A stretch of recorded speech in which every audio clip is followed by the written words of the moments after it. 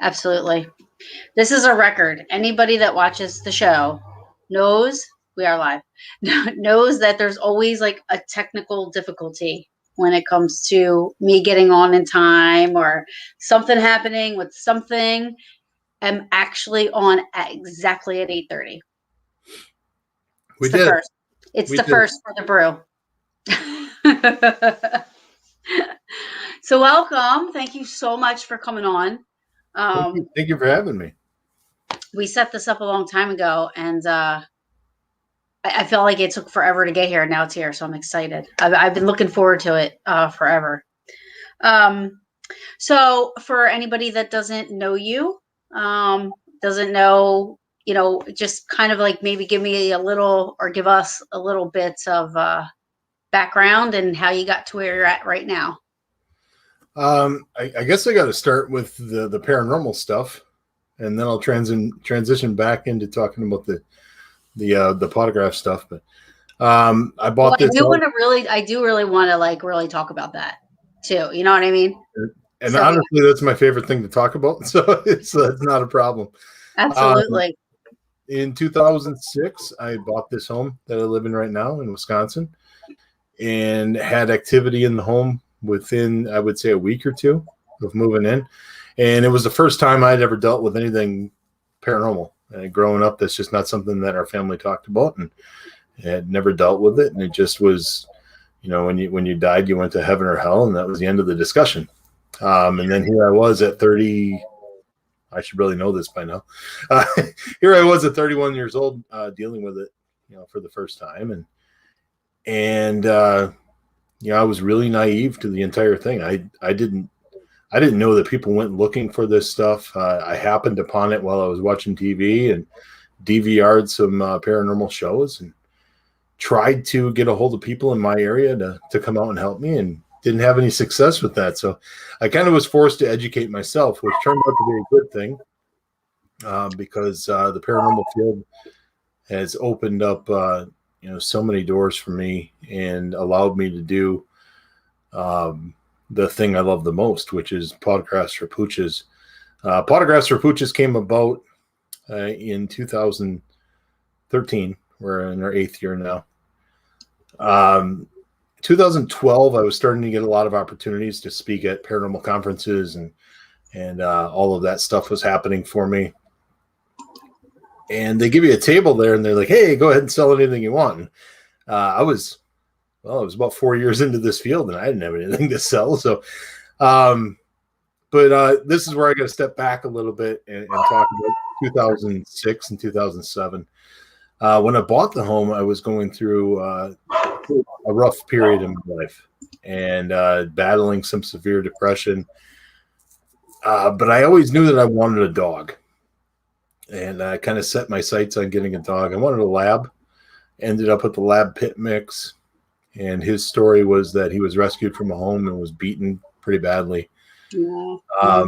They didn't want to even let me come see him because he didn't like men at the time. And thankfully, I was able to convince him to let me come visit. And long story short, with him, they opened up the kennel, and after walking the wrong way, which if you ever got to meet Murray, that was his thing. He never did things right the first time. But after walking the wrong way and they turned him around, he broke into a full sprint and jumped into my arms. And this little puppy that wasn't supposed to want anything to do with me picked me to be his dad. That's so awesome to me. And then and when people say that, the people that say that dogs or cats or, they're just dogs, and there's like a lot of people out there that honestly don't think that they have feelings, and they don't have they can't have, human emotion or have those feelings. But I 1000% disagree, for sure. Especially with instances like this, Yeah, he was pretty incredible. I mean, most dogs are, all dogs are. Yeah. I've run into those people too, and it doesn't make them bad people. They just don't understand what they have. Right. And I wish more people did. Yeah. I don't know. I'm sorry. Go ahead. Well, I was going to say, like, not just the fact that, so you had never met him. You just saw his story. I just saw his story and knew that I had to go and try. And that is so crazy. So you had this magnetic pull to him first, and then you got there. You're like, he doesn't like men. He walks past you and he turns around then and is like, that's supposed to be my dad. To me, that's fate, that there's something there. There's something beyond the physical realm there that was, made that happen, had to happen. I remember the day I got to take him home, and it was about a 45-minute drive from my house. The day I finally got to take him home, I cried the whole way home because I kept looking in the mirror and he was so happy, just running from window to window, just checking everything out. And got home that day and he was seeing the things that I was hearing. And for the first time since I had moved into that home, I didn't feel crazy. Right. Because another living being was seeing the things that I was hearing. And, I was still going through the issues, and early 2007, very nearly fell victim to those issues. Unfortunately, I remember the night like it was yesterday. I had totally given up, and I was sitting in my bathroom and going through a list of family and friends and just trying to explain to myself why it would be okay if I wasn't here anymore. Right. And I got to that point and I felt something on my arm, and I looked down and it was Murray. And he had rested his chin on my arm and he was just looking up at me, and I saw those beautiful brown eyes, and I dropped to the floor and I hugged him, and I probably sat there for about an hour, and it snapped me out of it. And from that point forward, he and I were not owner and dog. It was father and son to the fullest extent. And from that day forward, I tried to make everything about him and thank him for that second chance at life.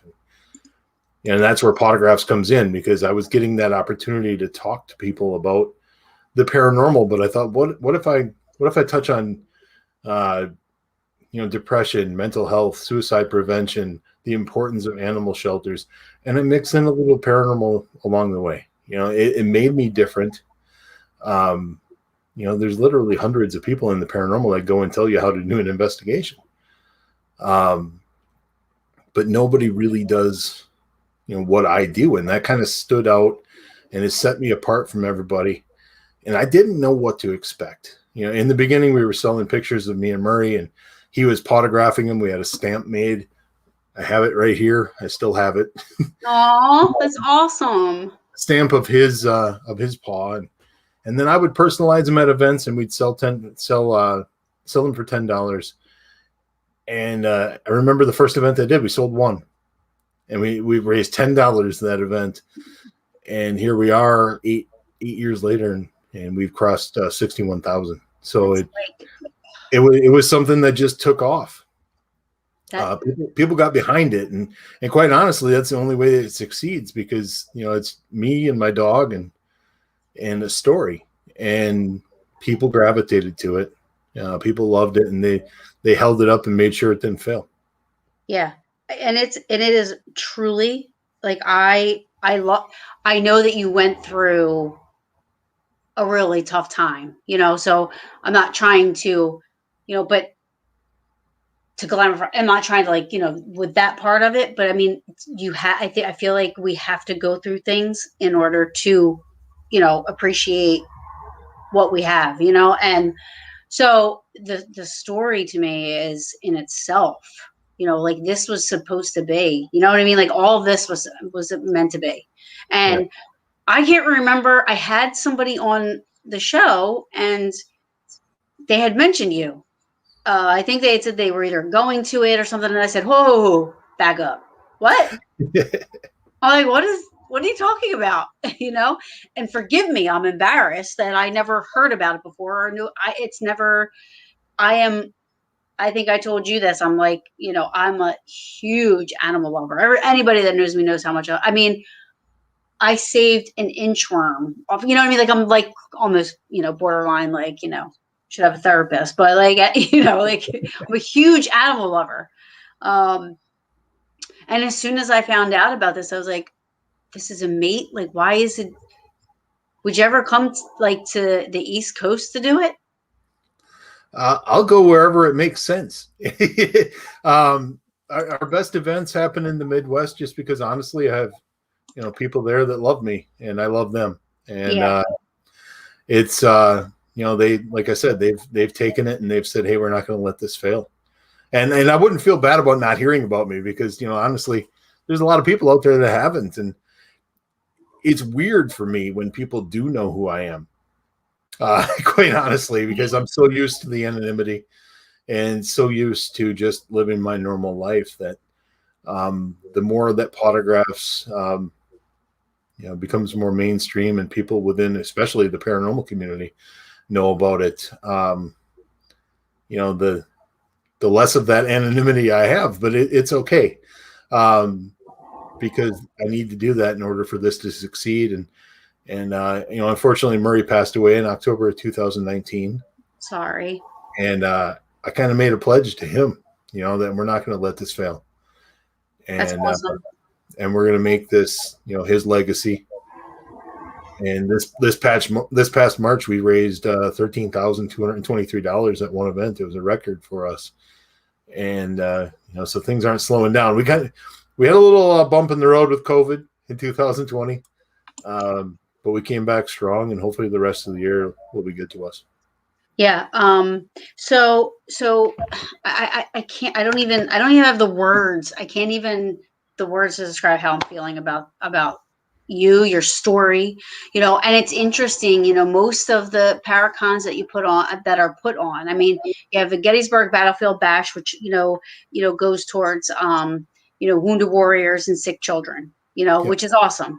And then there are other ones that are put on at historic places, and everything goes to the historic place, but this is kind of like touching a lot of people's either passions or that can relate to you with your the depression and the suicide prevention and everything. I'm sure everybody can say they've been affected by suicide, whether it be a family or a friend, or and to combine all that stuff. I don't know how this isn't a huge traveling thing, first of all, because I think it's amazing. I think eventually maybe it can get there, and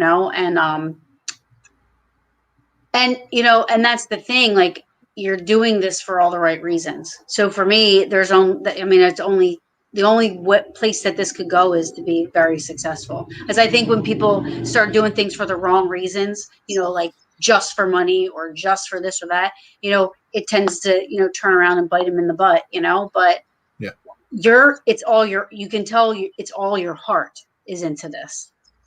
Well, I owe it to him. A lot of people that don't know me personally question whether or not all of this is on the up and up sometimes, and it really is. I spent the rest of his life trying to prove to him every day that I was thankful for the second chance that he gave me, because I really don't believe I'd be here if it weren't for him. Right. I think life would have ended that night, and I wouldn't have gotten to experience any of this. And having gone through that, I'm not ashamed of it. It molded me into who I am. You go through these things and it changes you. And in this case, it changed me for the better.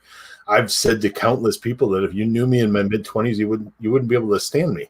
I was about myself. What am I doing this weekend? What's going on? What can I do for fun? And really not looking out for anybody else. And the paranormal field, and then this one special soul, changed everything. So even though he's not here, like I said, I'm not going to let him down, right? Because I know he's still watching, and we do what we can to make sure that his legacy lives on, at least until I'm not here anymore. And it's just it's been amazing. The people in Michigan have really been the people that have grabbed hold of this and have said, this is ours. We're going to make this ours. So it is in Michigan. I kept going back. I didn't know if it was Ohio or if it was Michigan. Well, we had an event in Michigan in March. I have one coming up in my home state in Wisconsin in September. I also have the opportunity this year to speak at Michigan Paracon in August in Sault Ste. Marie, and then DeadCon in Fort Wayne, Indiana in October. So awesome. getting some opportunities to get noticed a little bit and create friendships and network and bring in some people to help us with these events. And Yeah, it would be awesome to get some like sponsors. Like, I mean, even like partner up with, I mean, even, I'm surprised there's not like, like, do you apply for like grants and stuff, maybe, or like anything like that could help out with, because you're raising the money. I mean, are you a 501c3 or is it different if it's? We are not yet. we are in the midst of that. And when we first started this, honestly, I didn't have any expectations, so I didn't expect this to get as big as it is. So we're still working on that paperwork, but no grants other than the place I work for matches $2,500 a year. Oh wow, that's awesome. And we've taken advantage of that 5 times. So they have donated $12,500 of those $61,000. Wow, that's awesome. So it's amazing, but the rest of that money is all grassroots. It really is, and that's why it's so special to the people that it's so special to, is because they feel like they have a little bit of ownership in it, and quite honestly, they do. Yeah. I could get up and talk about my dog all I want, but unless I resonate with people and unless I touch people emotionally, that's not going to do anything for those shelters. And the people have taken the Murray story and have grabbed it as their own, and word has spread. Word of mouth is fantastic. We've done events in Florida before. We've done events in Michigan, Illinois, Indiana, Ohio also. So we've made our rounds a little bit. We're trying to branch out from the Midwest, but we got to be smart about it because too many of these events, and it's a one-man operation, so I get a little overwhelmed sometimes. Listen, if you ever need help, I'm not even kidding. I would love nothing more than to help out. I mean, even if it's sending emails for you or whatever, I don't even care. I I'm not even kidding. I would be remiss if I didn't remember to mention that we have done an event in New York. My good buddy Dan Class gave us the Hinsdale House for a Saturday night. Oh, awesome! In 2019, I believe 2018 or 19. I can't remember anymore. But we sold it out and raised about $1,500 for the shelter in that area. So I have been to the East Coast. I would love to get back, and like I said, just I didn't have any expectations, so all of this stuff that is happening is kind of crazy to me. So we're just enjoying the ride. But I've always said that I'm just the guy who gets to tell Murray's story, and that's the way I want it to be. And I will always take a backseat to him. I'll play second fiddle to him every day of the week. I feel on that. I'll tell his story, and we'll continue to raise money for the animals. I think it's awesome that you do it. I really do. So at the events now, is it dog friendly? That's one of the misconceptions. People think that I take photos of dogs. I have no interest in photographing your animal. Really? I didn't think that. I just didn't know if it was like dog friendly, Some of them are. Some of the ones we've done in Michigan, the shelter will bring some of the animals. If people are friends with me on Facebook and have seen me enough on social media, they'll see Molly, the picture of my senior dog. Actually took her home from an event that we did in Michigan. They brought her along as an ambassador for Silver Muzzle Cottage. And Kim Scarrett came up to me during the event and said, you can take her home if you want. And it'll be 3 years in August that I brought Molly home. And for a year, she was Murray's best friend. Aww. And they were inseparable. And so it worked out better than I could have ever imagined. But we don't encourage people to bring their animals just because it becomes crowded. At the heart of it, it's a small Paracon is the best way I can explain it. The one coming up in Wisconsin, we have 6 speakers. It'll be an all-day thing. There's a bowling alley in one of the small towns nearby that gave us their banquet hall space for free. And awesome. And then afterwards, we're going to have a little bowling tournament. It'll be the first paranormal bowling tournament. And Dustin Perry will be there. Oh, that's awesome. A very good friend of mine. I love Dustin to death. I really do. And he's on my bowling team. So we're gonna dominate this thing.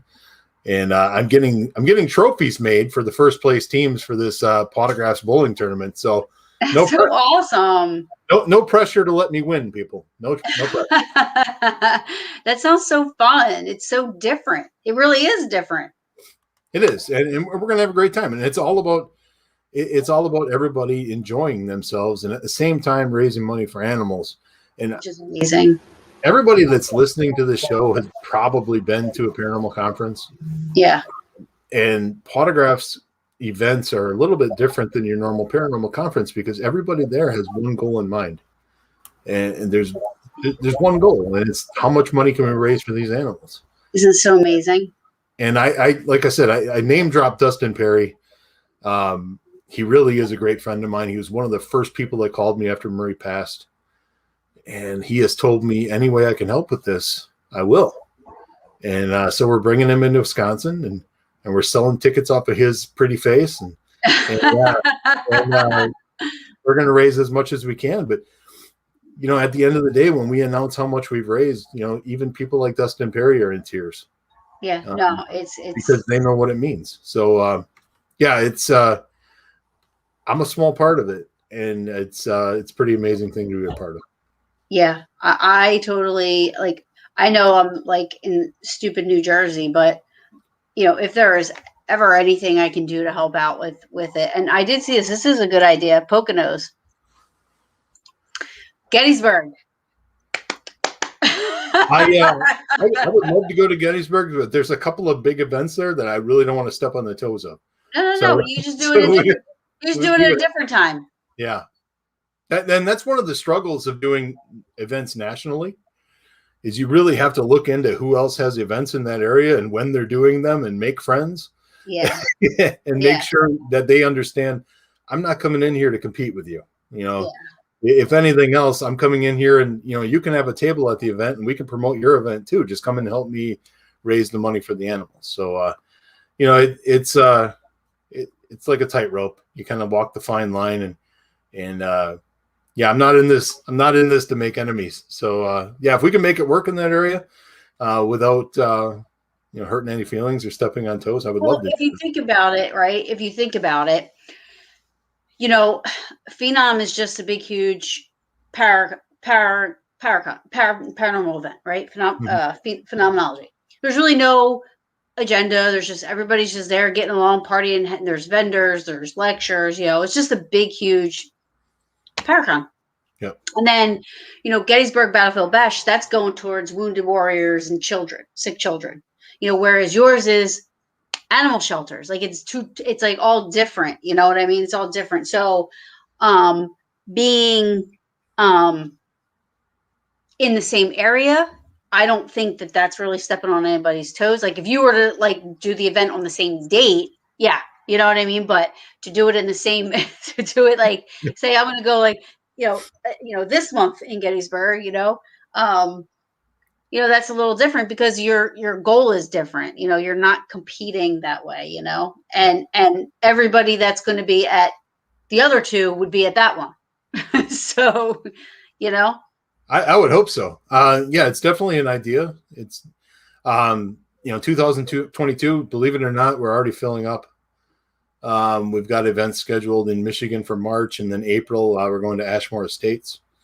And then in May, we're pretty close to locking down a location in Texas. So, and I also have to work around my mother's schedule.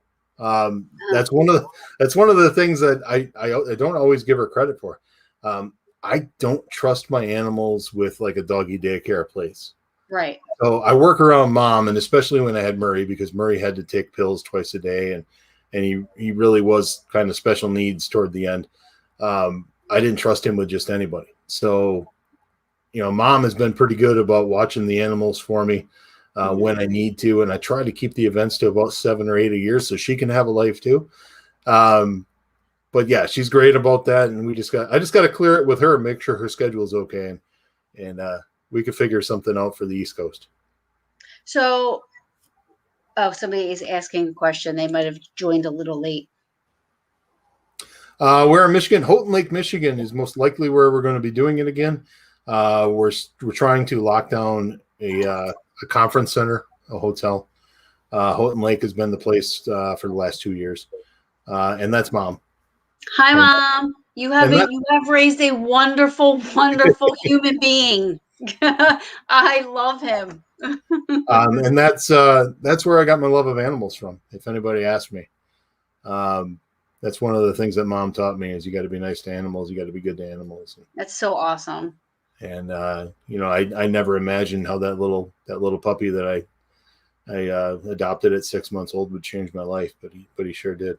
Hey, so Amy. he was 6 months old. When I got him, he was 6 months old. Yeah. And just from that moment on, he was just, that was my boy. Yeah. And, we did everything together. We were inseparable. And one of the great things about being in this field, in the paranormal field, is there's some pretty special people that can talk to animals. And after he passed, I've talked about this publicly too. A lot of folks were worried about me after Murray passed, and probably for good reason, because I had lived my life for him until that day. But I had a pact with Murray. I knew it was coming, and I talked to him, and I made sure he knew that as long as he let me know he was okay, that I wouldn't hurt myself. Mm-hmm. If I didn't know he was okay, I told him I'm coming to find you. Aw. And people like John Cassidy, Deb DeRusse, April Rohn, days after Murray passed, were sending me messages saying, April Rohn specifically was telling me exactly what we had for our last meal so that I would know it was Murray. And that's awesome. And very clearly, she was like, Murray needs you to know that he's okay. He's with your dad. And he held up his end of the bargain, so I'm holding up mine. That's awesome. Look, you're gonna make me cry. I'm trying not to on my end. Oh my goodness. Yeah, but yeah. And then I got my mom in the chat saying all these nice things about me. I'm such a I just lost I called him he's my fur baby soulmate. So I totally 1000%, get the feelings that you have for sure. Yeah. And I'm sorry about your loss. I will say though, the night that Murray passed was the toughest night of my life. Mm-hmm. It really was. It far surpassed the night where I almost took my life. As crazy as that sounds. But yeah, it was. I didn't know where I went from there. For almost 13 years, my life was tied to his, and I only knew how to live for him. And I guess since he's been gone, I still live for him. Because most of the energy I have goes into photographs, and I can't see that changing anytime soon. Well, I think he, a bond like that, to me, no matter the species, or no matter, if you have a bond like that, it goes way beyond the physical realm to me. I feel like it can't be broken no matter the distance, and for sure. I mean, I think a piece of him still is with you for sure. So, I think that's the driving force behind it. And because it's built on that foundation that you had with him, that strong foundation of love and connection and this and that, I think that's why it's going to blow up. It's going to be this big thing. You know what I mean? Because it's something that is, it's real, It was amazing because when he was still with us, I took him to a few events locally, and then I did get a chance to take him to a couple of events in Michigan, and it was almost like he knew he was the star of the show. Oh, it was just the look on his face and the way he carried himself, and like I said, I was happy being second fiddle to him, and I just stood back and I watched because all these people just absolutely loved him. And the day he passed, it was, like I said, it was the toughest day of my life. But I look back at that day and I see the outpouring of love for him. And it makes me understand that, he and I did something right, and we continue to. And I wasn't the only one mourning that day. Yeah, no, I totally. So it's interesting. So you said you started he would go with you. Now, would he do paranormal stuff with you? I never took him on investigations. And I guess the biggest reason is I've been doing paranormal investigations for 13 and a half years now. And there's some of these, well, most of the places we go into, we don't exactly know how that night's going to go. We may have an idea of what we're dealing with, but at the end of the day, we have signed up for it. We've chosen to go into these places. And I never wanted to make that decision for him. I didn't want to put him in a situation where he wasn't comfortable. So I never took him on anything paranormal related as far as investigations. I can tell you this, though, when we got home from an investigation, a residential investigation, if I brought anything home with me, he was the first one to let me know because he noticed it right away. And so that was one of those things where he just kind of warned me, hey, Dad, you kind of screwed up tonight. you brought this back with you. So talk about that. Like how did you guys, how did you deal with that and with him and everything? If he knew something was there and everything, was he more protective or was he just like playful? Like what was he was playful with the spirit in the home. The spirit in the home is my father. Oh, so, okay. Well, that's a good thing. There's one of the things that April also said. After he passed, he told her that he was with Grandpa and that he wasn't afraid because he had seen Grandpa so many times before, so he knew who he was. Oh, that's fantastic. But no, the spirits I would bring home from investigations, there was one night in particular where he started staring at the wall behind me on the bed and backed all the way off the bed, so I knew that something was behind me. And that was just an instance where I just asked it to leave, said, hey, this isn't the right time or place. There was another time where I was picking up laundry and my glass door on my shower slammed shut. And I kind of looked down at Murray and I said, I got to start bringing this crap home with me, buddy. The look that he was giving me, it was just, we just had that connection. Yep, I get it. Where I could just look at him. I didn't have to say a word. I didn't have to make a sound, and he just knew. And yeah, it's a once in a lifetime connection. So yeah, it really is. It truly is. It's funny because there's, I can totally relate, with my Zeus. Like, he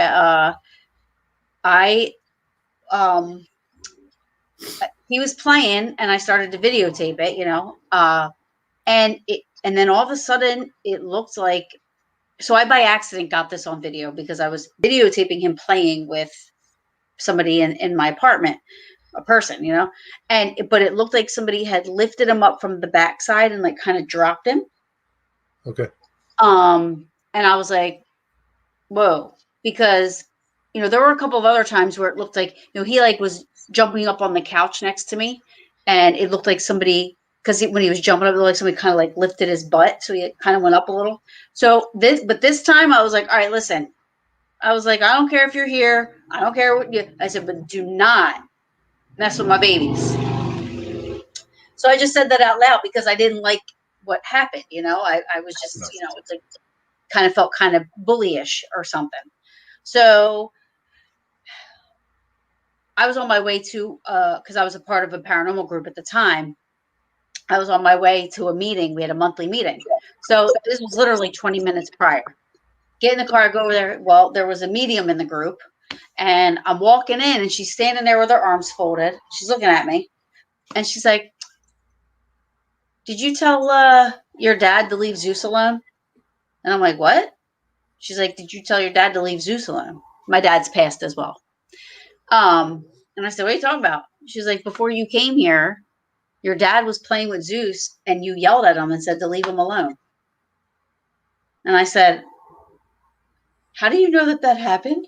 Like, it was just, it literally drained everything out of me. But and I was like, holy crap, so it's the same thing, like my dad, I think, but and it's the same thing with Zeus. Like we just were so connected, it's just so, I mean, we had a different, even our body language, our communicate, everything was just, he was like a little human cat dog all mixed into one. And I felt like he just got it, It's amazing how your story is so close to mine, because I almost had the same thing with Murray. There was a night where he wouldn't come near me. He was afraid of what was happening in the house, and he was looking at me and to my left, and I was standing next to my walk-in closet, and I remember turning to my left and saying, "It's okay, Dad. You can go. I'll be okay." And it was the biggest lie I've ever told my father. But years later, I was working on a case with Scotty Rorick, a fantastic medium. And before we went to the case, he looked at me and he said, "Your dad's upset that you told him to leave." And I was like, "Wow." And then the tears just come, because, I lost my dad pretty early in my life. And to think that he thought I didn't want him there, that hurt. But so, like I said, Dad was in the house constantly, and just kind of got used to it. And I love the idea of him being there. Yeah. I love the idea even more of him and Murray being here. Yeah. That's awesome. I think that's wonderful. And, if they were just hanging out in the house all the time, I'd be cool with that. And I know I said the same thing the other night, because like we have cameras around the house, and the last video of Zeus I saved on my phone, right? So I was like, why can't he just be a ghost cat, but like be here and like just hang out? But like this is where his little rainbow bridge is, and we can see him and stuff, and life goes on. He'll be here forever. I'm like, why can't that just happen? It just, But I've had a couple of my medium friends tell me he's still with me. So, and I believe that, because like I told you, I just don't think that type of a connection, no matter who or what it is, can be broken. I think that if there was such a thing as past lives, I do think that those type of things play a part too. I feel like they were in your life at some point in some capacity. You know what I mean? Like whether or not Murray was your dad in your past life, or Murray was, whatever, or maybe he was Murray in your past. If people believe in that kind of stuff, who knows? But that's what the connection feels like. Like you've known them even, beyond the womb. It's so strong. I don't think it's a coincidence that he and I ended up together. I think there was a reason for that, and I'm thankful for that. And it's funny because I got a reading from Carrie Kennedy, a great pet communicator, after Murray passed. And my plan was to get a puppy, and name him Ray, because that's the last three letters of Murray's name, as kind of a homage to Murray, and just, put unneeded pressure on the next dog. But Murray came through in that reading, and he told Carrie to tell me that I could not get another boy, that Murray was the only boy. He was to be my only son. And so I changed course, and I got a female puppy, but I still named her Ray. And it's just RAE. But she's got big paws to fill, but she's a little sweetheart. And that's Tim Rian. If you don't know who Tim Rian is, one of the best human beings in the world, runs Old Mill Parafest in Dundee, Michigan, has had me out there a few times, and just a heart of gold. And he has had that Pawtographs for Pooches logo as his profile picture since the day Murray passed. Oh, that's so awesome. He has not changed it. That is awesome. Yeah, he's a fantastic friend. I love Murray's face, by the way. He's amazing. He really is. All right. So you're when you say you're gonna have people, did you say we're gonna have lectures, or you say it's 6 people speaking, right? Yes, lectures from 10 to 6. There's going to be some vendor table time in there, mostly speaker tables, because it's one big room, and I don't feel comfortable selling vendor tables when people aren't going to be able to talk to the vendors. So there's no vendor tables at this one, just the speakers. But we're all going to get together that day. We're going to have 6 lectures. We're going to get to meet and greet. You're going to get to hang out with these people. We're limited to about 75 people that can attend. So it'll be small enough that you will be able to talk one-on-one with every speaker you want to. That's awesome. And at the end of the night, we're all going to have a good time and have a little bowling tournament. So it's something new we're trying. And if it works, we'll do it again next year. And what's the date of that? September 18th. It's going to be in Ripon, Wisconsin. And you can get all that information on photographsforpooches.com. I think it's so awesome. So do people still, do you still sell photos of Murray and all that stuff? And I have photos of Murray that I get reprinted. And then I've also done photo shoots with Molly and Ray. So they have their own photos. And so we have some of those. We have Photographs for Pooches t-shirts now. Oh, you do? I'm actually wearing one. Let me see. If I can get off my butt here. Oh, is that Murray's paw print? It is. Oh my God. It says Murray's legacy on it, and it's his paw print blown up. And so can I get it on a website? Like, do I go on can I order it online, or is it just at events? You get a hold of me and I'll send you one if I have the right size. I absolutely want one. I want one so bad. I did not up the inventory this year after COVID because things were a little weird last year, and I didn't want to be sitting on thousands of dollars of shirts. So I'll take a look at what I have and I'll let you know. Yeah. Oh my gosh. And I'll buy it. I want to give you money for it. I want one for sure. So does Molly, do they come, Molly and Ray, right? Molly and Ray. Do they go to the events with you as well? There's a good chance Molly's going to go to the event in September. Ray is not, she doesn't have all the puppy out of her yet. And we got to get her to the point where she doesn't jump up on every new human being she sees. So it'll probably be a couple of years for Ray yet. But I think Molly will make an appearance in September, and we'll get her there. I also have a cat named Bo, and he doesn't get as much publicity as the dogs. But fun fact about Bo that's probably going to make some people cry. The day that Murray passed away, Murray had a stroke on the floor in the living room and then went into a seizure. And Bo knew enough to go over and lay across his paws and just lay with him. Oh my God. And yeah, they were pals. They were pretty close. And yeah, just that moment right there was pretty special. And wow. Yeah, Bo's a good cat, but he's also an escape artist. Oh God. So I have to lock him up in this office here when I take the dogs outside, because otherwise he tries to run. Oh, I would have a heart attack. Yeah, but he's gotten out twice, and I caught him one time, and the neighbors brought him back another time. So we're going to try not to let him get out again, because I don't want to lose him. So I agree. So I started out. My little family was 5 cats, and went down to 4. And then I had the 4 cats, and then I got a puppy. And then, like I said, in November, I lost my Zeus. But so now I'm 3 cats and my puppy.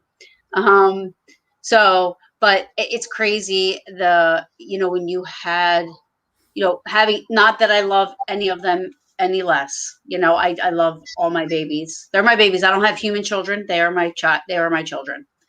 I do miss the connection I had with Zeus, but I don't think I'll ever have that again with another fur baby like that, But you miss that connection. I actually just got all their paws tattooed on me. Oh, cool. So Zeus is on there. They're all on there, and it's like they're walking, Yeah. I just have one paw, and it looks like they're walking up my side. I don't know if I could turn my arm enough, but there's Murray's paw print. Oh, that's so awesome. I was going to ask you if you had it. Yeah, I actually got that before Murray was gone, just because I knew that I wouldn't be able to do it after. I would have been a wreck. So, Yeah. So I got that done a few years before he actually passed. You know what's crazy is I thought of the tattoo idea. I wanted to get way before anything like that, So I actually went to a store and got the ink that's safe for the paws and everything, and each one of them. And now try getting a cat's paw onto ink and then putting it onto paper. Zeus was good about, like, they were really good about it, except I have one female little calico who she turns into Linda Blair if you want to do anything hygienic or anything. So that was fun. But I did get all their paws, and then 3 weeks later Zeus passed away. So it's kind of like, I was like, I can't believe I just did that. It's been tough. I mean, it was in November, but I'm still struggling with it. So, but I love this whole thing that you're doing. I feel like kind of like I have to like help out somehow, because I feel like even for that, I mean, I got all of my Zeus I got in the shelter. I got Apollo from a shelter. They're all god and goddesses names, by the way. Zeus, Apollo, Nyx. But I got them from, the only one is my girl, I found her outside when she was like 5 weeks old. So I really love, and and it's so funny. This morning, I was like, why can't I be like one of those old ladies that has like all this money I'm just sitting on, I don't know what to do with, and when I die, I'm going to leave it to my dog. Like, why can't I just be one of those people so that I could just give you like thousands and thousands and thousands of dollars just to like wish you were one of animal shelters. I wish you were one of those people too now. I was like, I wish I just had I wish I could just throw money at you and you can say, okay, you get this shelter, you go to that shelter, you go to that shelter. Yeah, that was that'd be a dream if we could get to that point. Oh, it'd be awesome. But I would also have to hire a staff, because this gets much bigger, and I'm probably gonna have to search out for help. But yeah, wouldn't it be great if we could just do that? Every time the lottery gets really high, I always try to make a deal where, if you just make it so that I don't have to worry about things the rest of my life, I'll spend the rest of my life giving money to people who need it. Oh, so awesome.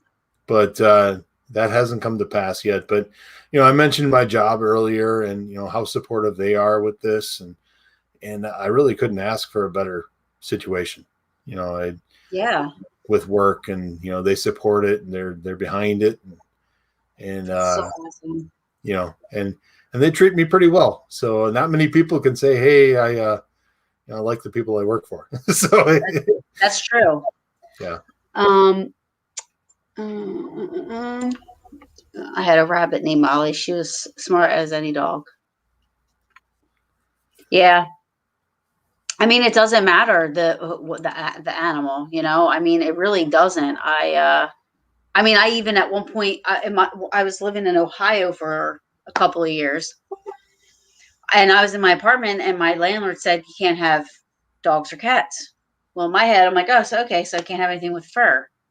What do? I go to the reptile side of things. Like, got a couple snakes, an iguana, I even for a short period of time had like this Canaan alligator. He was only like 6 months old. I'm like, what am I doing with this thing? It's gonna, I'm like, what am I doing? But anyways, I had a snake. Her name was Nico, and me and her had a connection. It's weird. I know people think it's weird because it's a snake. It's like, how do they? But she would sleep with me at night. It was weird. She did things that normal snakes don't do. Where's that come from? I don't know. People give me a lot of credit for being an animal lover, which I am. But that animal loving stuff really ends with fur things. Yeah. I'm not a reptile fan. I do not want to hold the snake. Do not bring your spider near me if you want it to live. Tim does not love all animals. That's a confession I will make right now. Reptiles terrify me. Really? Oh God, yeah. Yeah, no, they're awesome. They have such personalities. Like it's like really hard for people to but they do. I mean, they're great. But like I said, I had my one snake, and she would sleep with me at night. She'd wake up in the morning, and I'd feel her like on me, like kissing me on my cheek, and she was just great. It's hard to explain, I know, and my boyfriend's like, he hates snake. He's like, if I knew you that, he's like, I won't come anywhere near you. He's like, no, no. And I will say this: I'm very happy that you had that connection with that snake, and that's good for you. Yes. I'm not telling anybody else they can't have a snake. I just do not want one. I'm good. Yeah, for sure. I know. It's a tough story to sell people, because a lot of people don't get that, but that's okay. I mean, I am fur babies, and I'm good. I'm stopping with where I'm at right now, and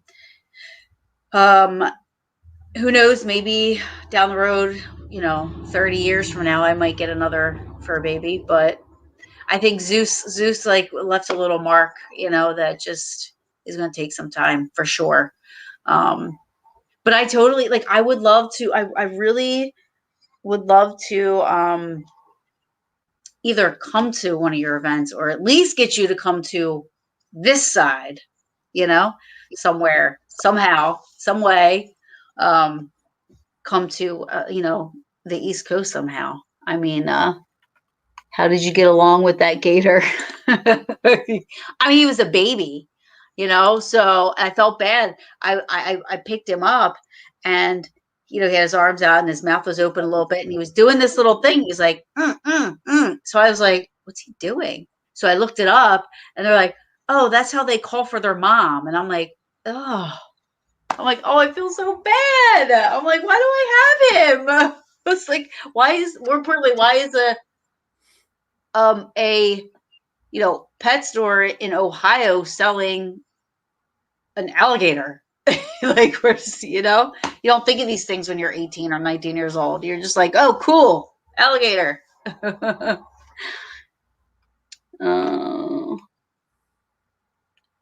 Oh, yeah.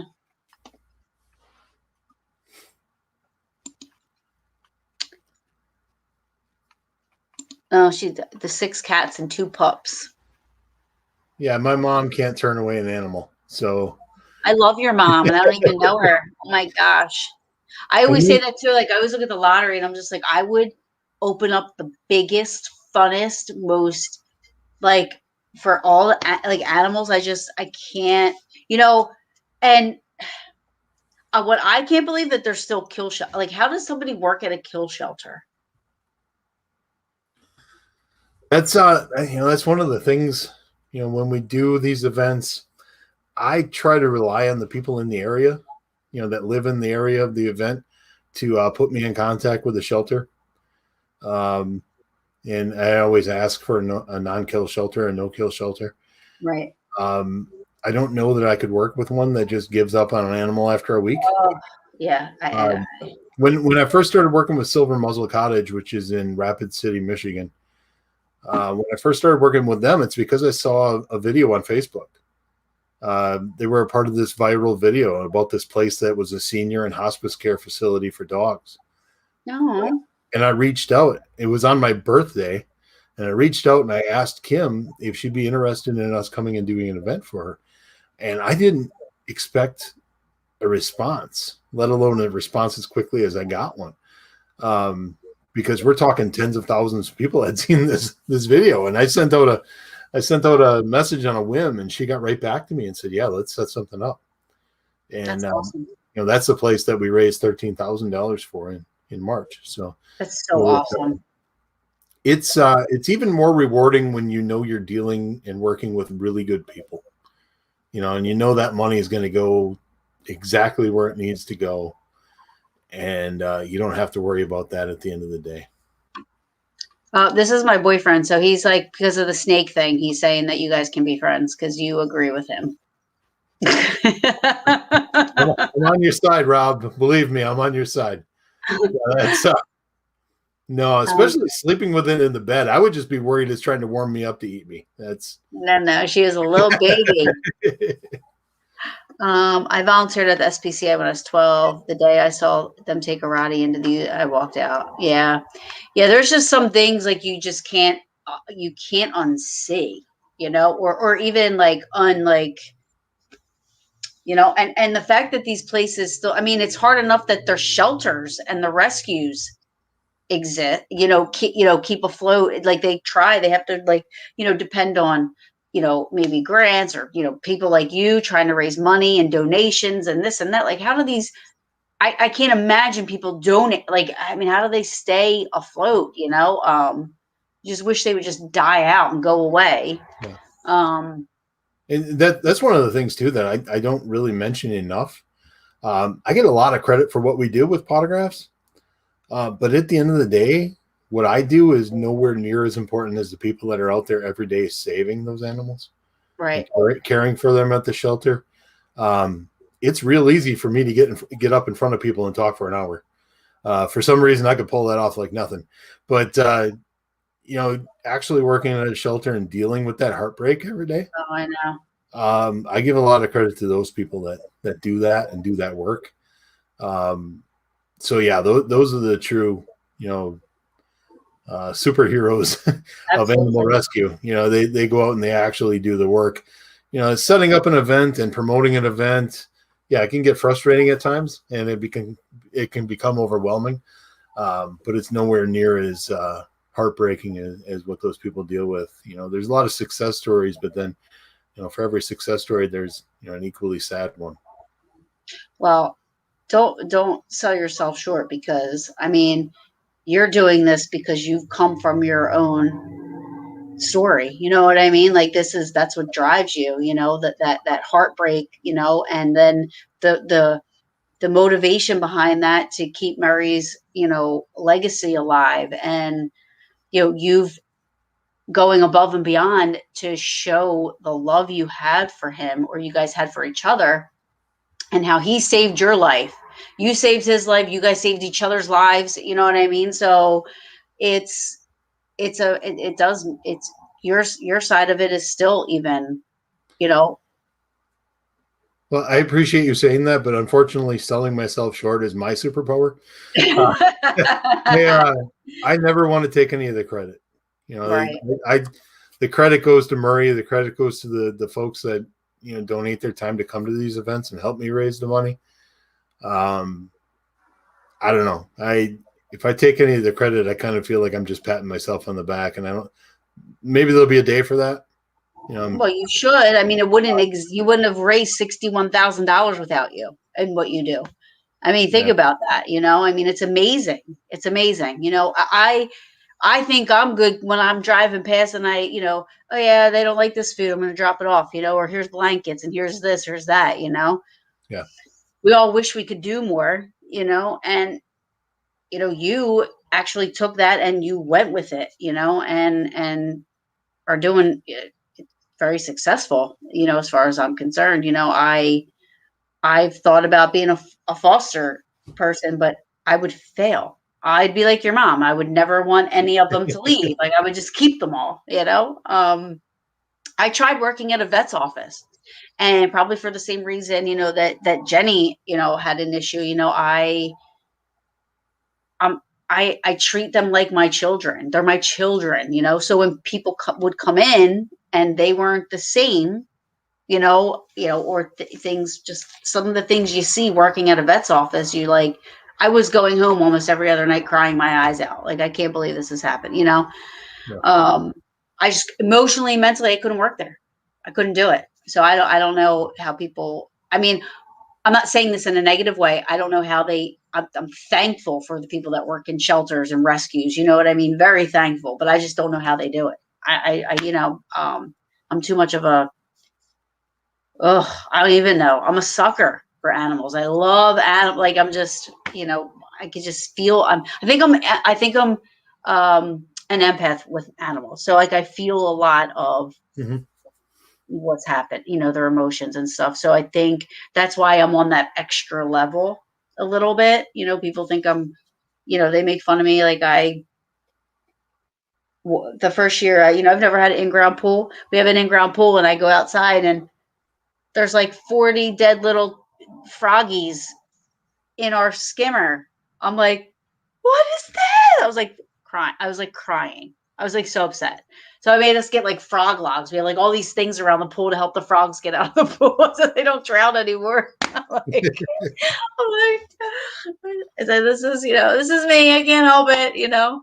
But so once I heard about your thing, I was like, this is amazing. Like I want to help out somehow. Unfortunately, I'm not rich. So we'll figure it out. We'll figure it out. But I want to help out somehow. Yeah, whether it's having you come to an event that we're doing or me doing an event out east, we'll figure something out. And as long as you keep the snakes away from Rob and I, yeah. There's no snakes, But that's one of the reasons I love living in Wisconsin is because everything freezes in the winter, obviously, and I don't have to deal with these giant snakes. So, I'll deal with a few blizzards a year if I don't have to worry about walking into my yard and seeing a boa. Is that normal? No. In the summer? No, we don't have anything. Occasionally we get a grass snake type thing, and there's like timber rattlers around Wisconsin, but not where I live. So yeah, I'm pretty fortunate, and we don't have bugs the size of our head. So I got friends that live in Florida who are asking me to move down there, and there's no way in hell that I am moving to Florida because of the flying roaches. Yeah, I'm with you. Yeah, that's a phobia of mine. Now that is one thing I can't even get close enough to kill it. Like I can't. I'm so afraid of roaches. Like it's insane. I think if I did get close enough, that would probably be the one thing that I would attempt to murder. But I can't. I can't even get close enough to do it. So if I get a spider in the house, I go all medieval on that spider. And then I got the spider loving crowd coming after me, and it's like, save it. Save your spider love. It's not working for you. No, because like 5 or 6 years ago, Murray actually got bit by a spider and almost lost his life. Had an allergic reaction, and his throat was closing up. Oh my goodness. I got him to the emergency vet, and they reversed it, and he was good. But yeah, so it became kill or be killed, and then I went on a crusade against the spiders. So they're not safe in this house. Not me. I try to save everything. I mean, it's insane. Even flies. I'm in my house. I catch a fly. I let it out. It's like, there's something wrong with me. There really is. I remember it was like last year or something. There was a caterpillar or in my pool, and he was like huge. He was like green. Yeah, and I picked him up, and he wasn't moving. So I literally was taking this thing. I was like going like this on its like stomach and stuff. And I'm going like this. I'm like, come on. I'm like blowing air in it, and it just starts moving. Right.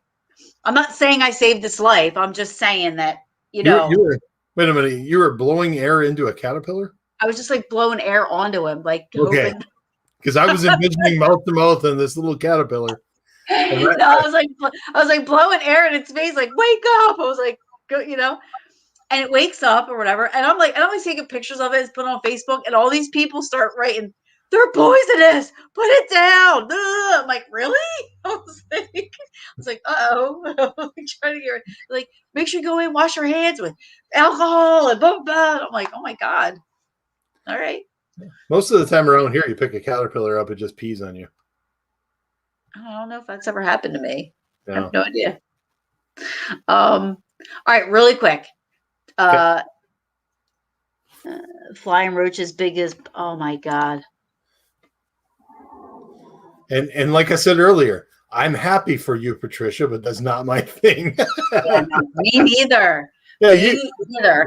Whatever makes you happy is fantastic. I am not going to knock what makes you happy. But yeah, I can't deal with it. I think I would. Cockroaches and lots of snakes and bugs. Nope, no. I am good. No, the roaches. I think I would pass out if anything like that ever came flying at me. I would pass out. First of all, there's no reason for a roach to begin with, and then let's put wings on it and let it fly and make it 10 times the size as the ones that crawl. No, I don't understand it. Oh, we misread. Patricia's moving soon. That's not her thing either. Oh, she's moving. Yeah, get out while you can, Patricia. Get out while you can. Oh my goodness. So it sounds like you're going to be busy. Yeah, we're getting into June and July are pretty slow. But once I get into August, doing a lot of traveling and Michigan Paracon, one of the biggest paranormal conventions in the country. I get a chance to go up there and speak to hundreds of people and spread Murray's message, and that's an amazing opportunity.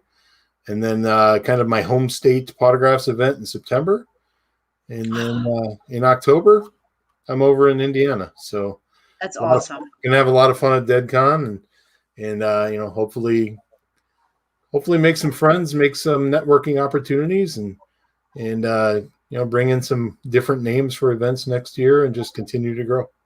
Yeah, and hopefully some of the people like that, some of my friends that are watching that throw big, huge paranormal events, please invite Tim. Yeah, bring me in. I will come in and hug everybody, and you should be lecturing this all over. Like this should be like, I'm surprised like there aren't more like shelters and rescues that want to be involved in like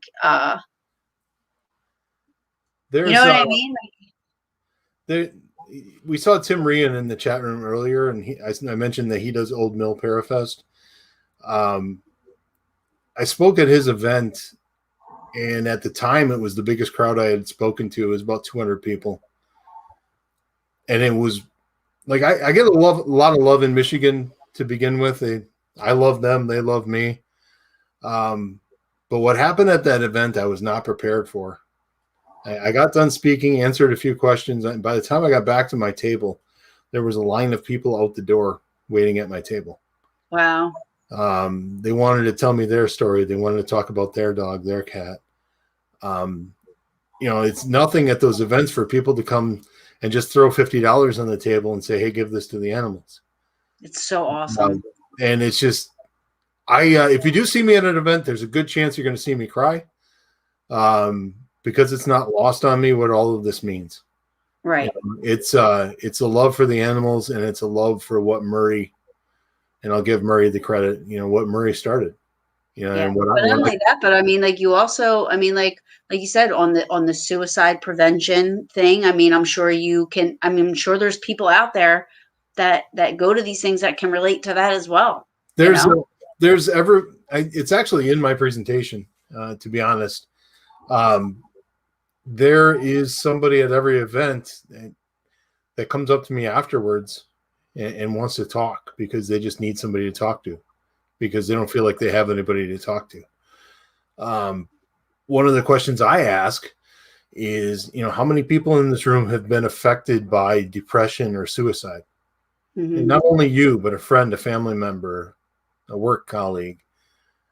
And I would say 95% of the people put their hand up. Yeah, isn't that crazy? But it's something that we've been taught not to talk about, right? And people are almost shamed into keeping quiet. When I first started talking about the suicide attempt, I was, like I said, I was naive. I didn't expect the response that I got, and that response was that people grabbed onto it and said, this is what we need. We need somebody who's going to talk about this. And one of the reasons that Dustin Perry and I are such fantastic friends is because my good friend Tim Woolworth came up to both of us at an event and said, Tim, this is Dustin. Dustin, this is Tim. You have more in common than you know. And Dustin does go around raising money for suicide prevention. That's awesome. Dustin talks about depression. Dustin talks about mental health. And it's one of the reasons that he's like a brother to me. Fantastic friend. And like I said, a lot of the credit goes to him because he puts his face on an event and people buy tickets because people love Dustin Perry. I met him once at Fort Mifflin. He was there way back when Ghost Hunters. Yep. Way back. And he was so personable, so awesome. So you could tell he was enjoying. And, back then I was an enthusiast, right? I really wasn't into it this big, or this deep, should I say. So it was really cool to have somebody like him. It really like made you know that, they're down to earth people. They're, he was just It was like he was just like somebody in our group investigating. You know, he was awesome. Yeah, he's people ask me all the time, they're like, is he really that nice? And I'm like, he's better than you would even expect him to be. Right. He really is a fantastic person. So now that I've name dropped Dustin Perry, I feel like I got to send him, some kind of love. Tell him to come on my show and talk about his thing. But yeah, I mean, other people within the field, Scott Tepperman from Ghost Hunters International has been a big supporter.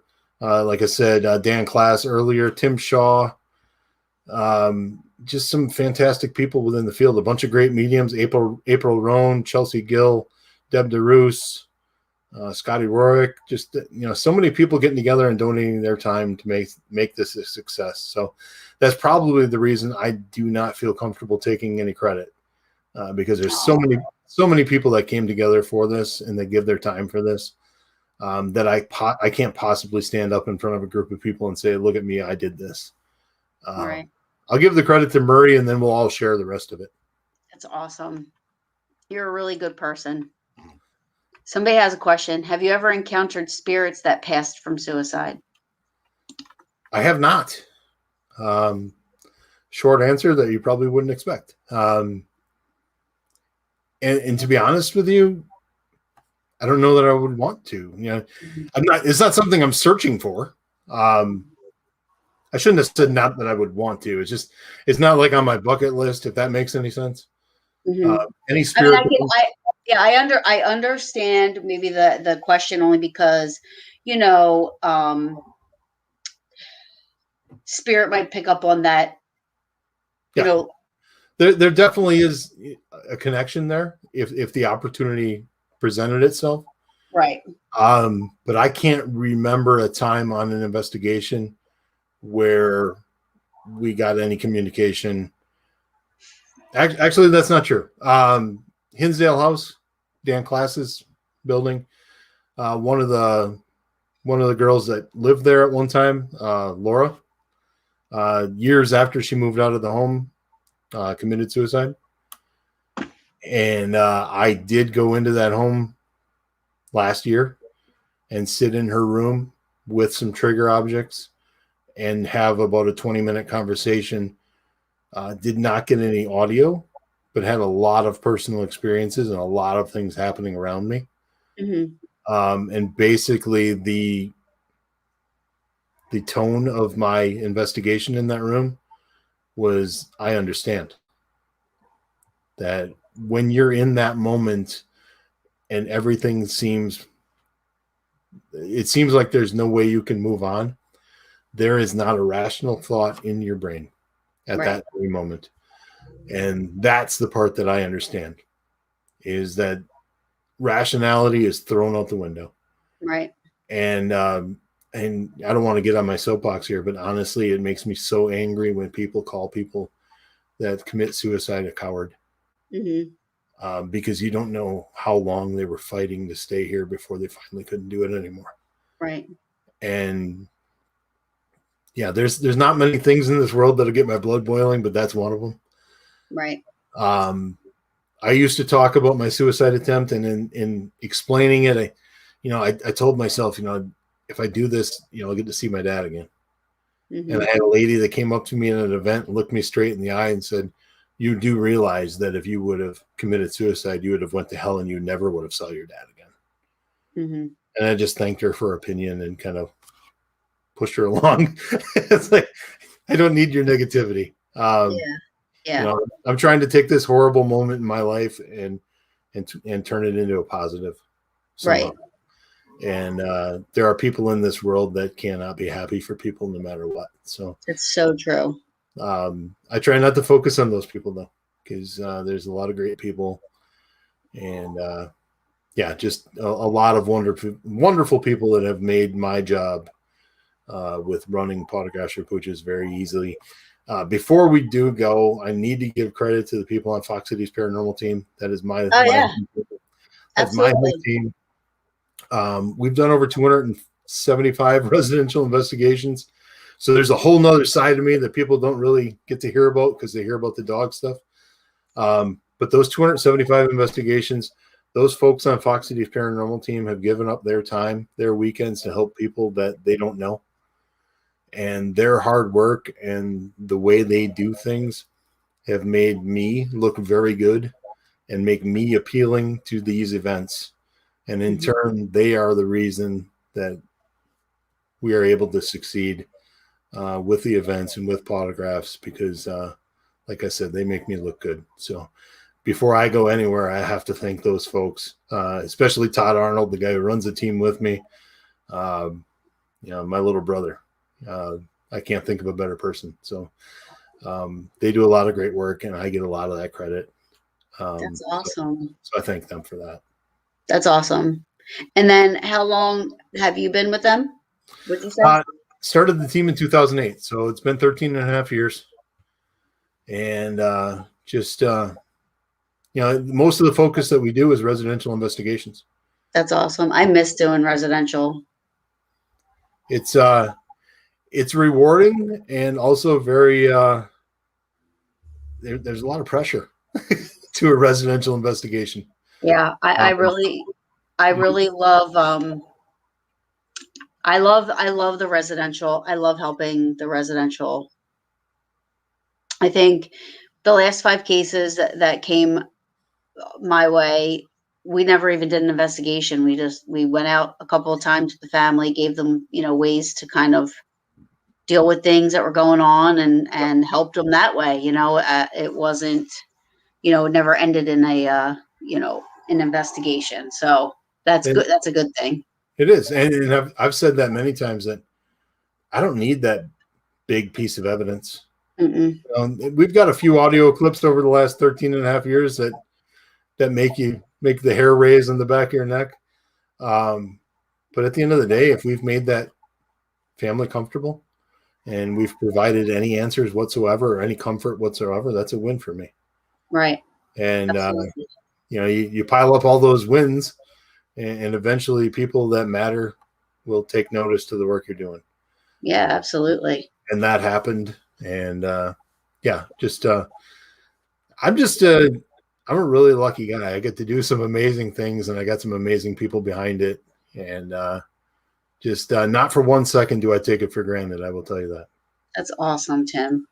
And I think it's great that your job even, I mean, not a lot of people get that either, the support from, your job. And I'm sure, you have to take off to do some things or go to some events and, the fact that they helped raise money and everything they donate every year. Right. I mean, it's just amazing.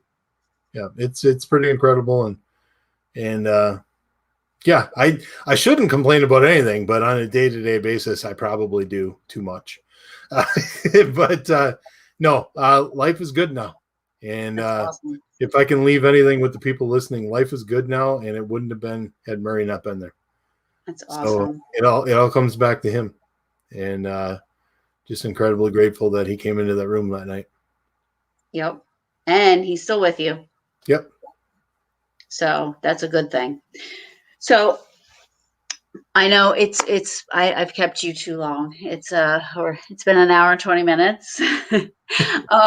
But I mean, the interview was amazing, and I appreciate everything you do. And like I said, I really seriously want to help out somehow. I don't care how. I mean, I just somehow I want to help out. Because this is definitely something that I believe in, even though I haven't really been, the second that I heard about it, I was like, oh my gosh, this is right up my alley. Like, this is all me. This is amazing. So, well, I appreciate you having me on the show tonight. I had a lot of fun talking with you, and maybe in the future we can do this again. Absolutely. We'll figure out a way to get you involved, and I'm not going to turn away help. So no, please don't, because I really do want to help out. Like I said, I know I'm in New Jersey, but however, any way I can help out, All right. I want to. We'll figure it out. But again, thank you so much for having me on and giving me the opportunity to talk to people that didn't know anything about me. Yes, and long live Murray. Exactly. Right. and you, Dad. And thank your mom for joining us, and thank her for having such a heart of gold. Is why, you know, she has a heart of platinum. You have the heart of gold. Like, it's just, it's awesome. Right. Thank you for all you do. And thank you to everybody that helps you out and works and, you know, in the shelters and everything. Like you said earlier, that's a good point. And hopefully we can get you back on soon and maybe closer to the event, you know, and if you got time, I know you're probably pretty busy around that time, but, you know, maybe you can come back on just to kind of, we can talk about the event and everything. And how much, what are the tickets? Is it a 1 day thing? Is it a?